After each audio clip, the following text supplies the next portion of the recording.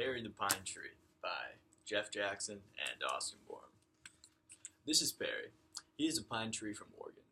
In Oregon, Perry had tons of friends, loved the weather, and overall had a great life. Here's your picture. Then he packed up his roots and moved to Maui because his dad got a job in a high-end lumber mill.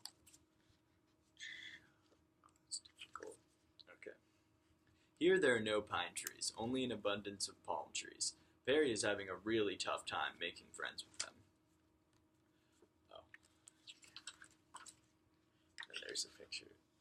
I wonder if you have to show the picture. Stop laughing. The palm trees ridicule Perry.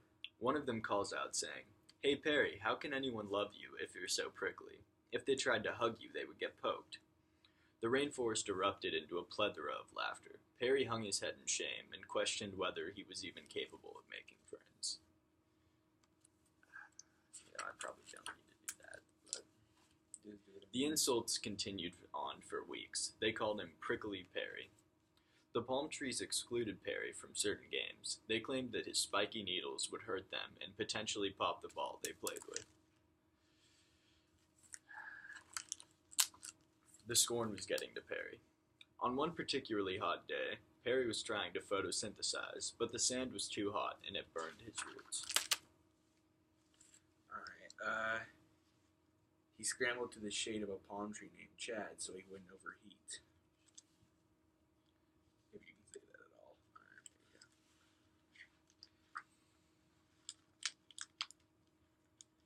Chad saw Perry frantically shaking under him and smirked. As he opened his mouth to make a sly joke at Perry's expense, something cut him off. "Why," Perry shouted, "why are you so mean?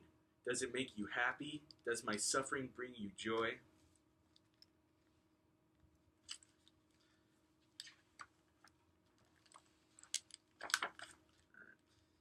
Chad stood there stunned. When he actually asked himself the question, he realized there was no answer.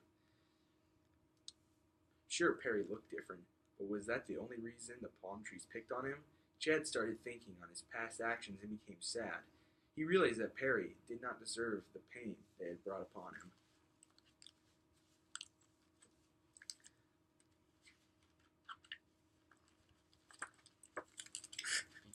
It's fine, it's fine.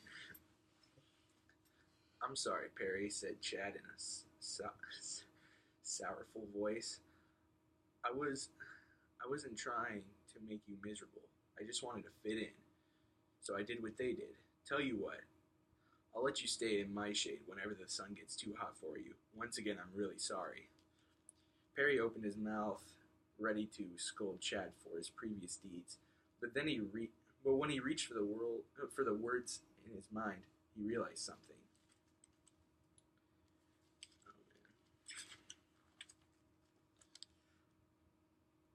With that, his face started to relax, and his smile crept onto his bark. "Of course it's okay," said Perry. "You guys were so mean to me, and I couldn't figure out why. I'm just glad that you realized you were wrong." I am, whimpered Chad, "I really am."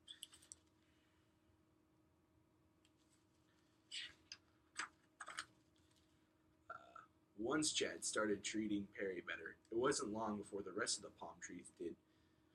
Perry was included in games, and the palm trees realized his spiky needles wouldn't hurt them. Once the palm trees accepted Perry, everything started to click. Instead of focusing on their differences, they just all accepted each other as trees. Finished.